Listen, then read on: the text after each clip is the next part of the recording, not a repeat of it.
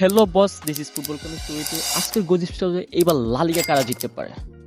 So সাথে থাকেন, দেখেন আমার সাথে আপনার সাথে মিলে যায়। So let's go. এই সিজনের যদি যদি এখন পর্যন্ত রিয়াল মাদ্রিদ পিছিয়ে আছে, জাস্ট এটা তো আর না বলার কিছু নেই। আমার কাছ থেকে পসিবিলিটি হচ্ছে বার্সা 60%, রিয়াল মাদ্রিদ হচ্ছে 40%।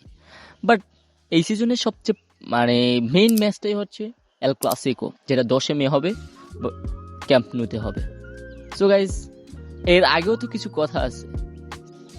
যদি মাদ্রিদ লা লিগা জিততে চায় তাহলে হচ্ছে অ্যাথলেটিকোর সিমিওনের পায়ে ধরতে হবে।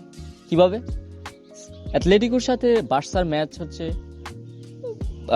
মেট্রোপলিটনে। যদি অ্যাথলেটিকোর সাথে বার্সা হারে, আর এদিকে হচ্ছে রিয়ালের সাথে ম্যাচ হচ্ছে, অ্যাথলেটিকোর ম্যাচ হচ্ছে বার্নাবিউতে।